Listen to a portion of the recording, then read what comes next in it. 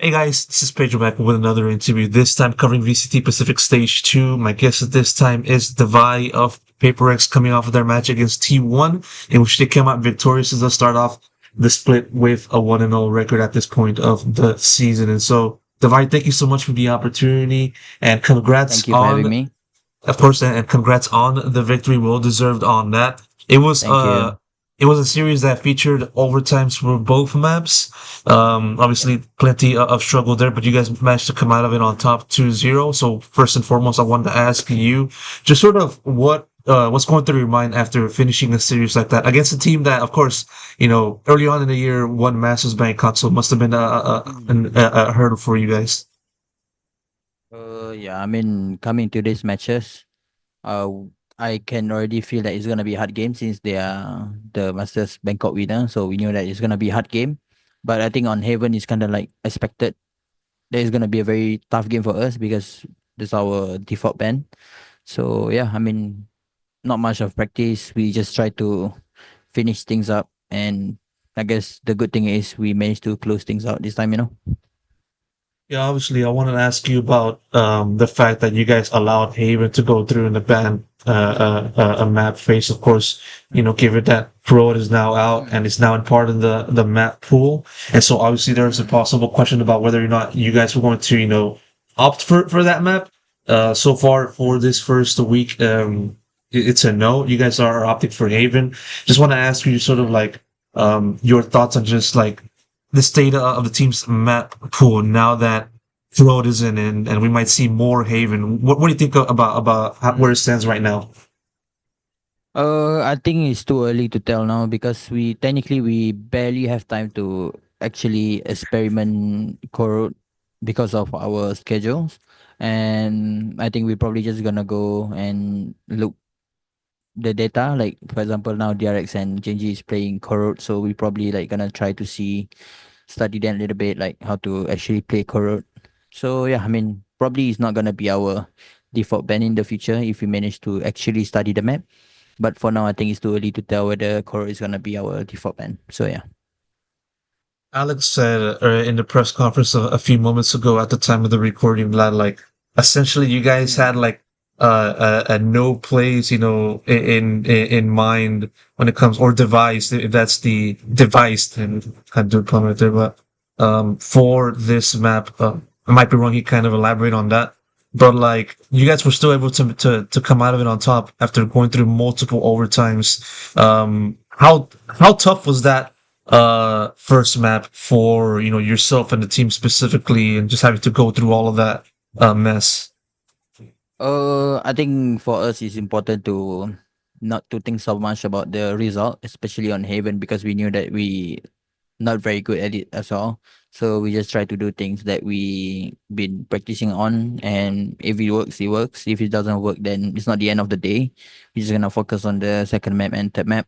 So I think that's the mentality going to the game when you knew that you don't really have a lot of prep in that specific map. So yeah, that's pretty much like how we go into the game for today's matches.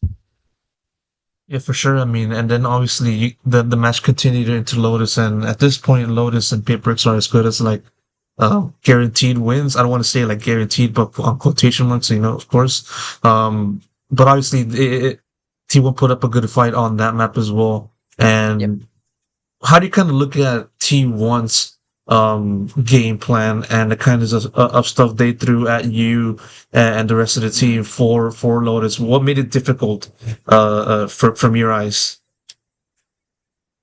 Mm, I don't know. I think when it comes to T1, for me personally, I kind of felt that it's kind of like a mirror self of us. Like they play quite similar to us, where they like to take one control, map control, and start like kind of going heavy, like likes to take a fight. So I think it's kind of similar to how we play. So I guess whoever hitting the shot that they kind of like close the games, I guess, for us. So yeah, I mean nothing much. I mean they are a very good team, and they have a lot of time to prep for these matches. So I think going into the game, we just make sure that we have to shoot them in order to win game, like not to think so much about what are they doing, what strat they're gonna running, because I mean technically we don't really have data on that. So yeah, I mean pretty much that's it. And as I said, coming out of this with a W now puts you in a pretty comfortable Mm. position for the rest of stage two and your Yep. respective group. But what I want to Mm-hmm. ask you about you, or what I want to ask you now, is just sort of, as you said earlier on in the interview, the schedule. And obviously, Mm. like from winning Masters Toronto, you guys had to go to Mm. EWC, compete there. And Mm. since the end of your participation there, you guys have to fly back to Korea to Yep. start VCT Pacific, which is in the space of Yep. three days. And so, No, we uh, arrived yesterday morning. well, thank you for And we play the today. thank you very much for that, and just goes to show, where you guys are at in terms of energy levels. And so, what I want to ask you now is like, are you guys fatigued? Are you guys not at 100% right now because of everything that's been going on for the busy schedule and all? I think it's kind of like mixture of both, where I think we kind of hot in term of land environment at the moment because we just came back from another tournament, right? So technically, we've been playing a lot of matches on land compared to the team that we are facing in Pacific.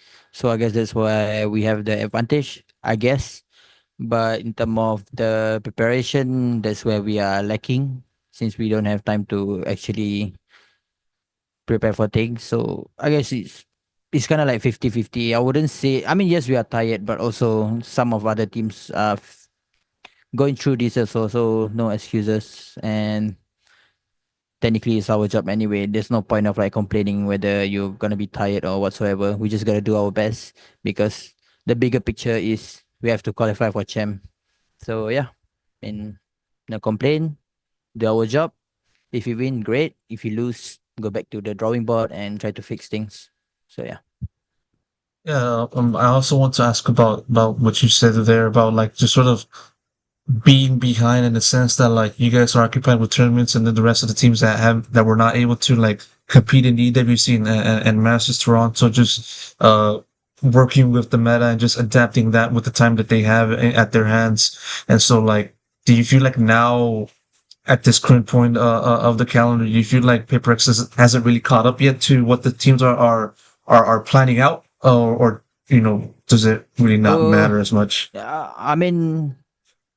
I mean, it matter in some sort of way where, like I mentioned, where the preparation, like the new map came out, and other team that didn't qualify for Toronto and EWC has time to prepare for that map, and for us where we don't have time to prepare for those, and we are forced to play our default band, which is Haven. So, but like I said, like there's pros and cons. Like we coming from tournaments, mean we are hot in terms of playing on stage and compared to the other team. So yeah, I think that's the only advantage that we have at the moment. And coming as the winner from Masters Toronto, maybe kind of give us slight advantage where we feels good about ourselves and maybe can help us in terms of performance, I guess. So yeah. Just kind of continuing what you said at the very end there about winning Masters Toronto, it puts you in a different air compared to basically essentially compared to everything else before that point. The story of PaperX has always been about chasing the crown and trying and failing again, but still recovering and trying again. And now you guys finally won a Masters, an international event. Um, Obviously people are kind of looking at you in a different sense of now it's time to defend it. And in doing so, it kind of brings like a different expectation, different set of expectations and pressure. Have you felt that for yourself, given that you finally were able to clear the hurdle of Mm. winning and finally can continue on to just sort of repeating Mm. the success?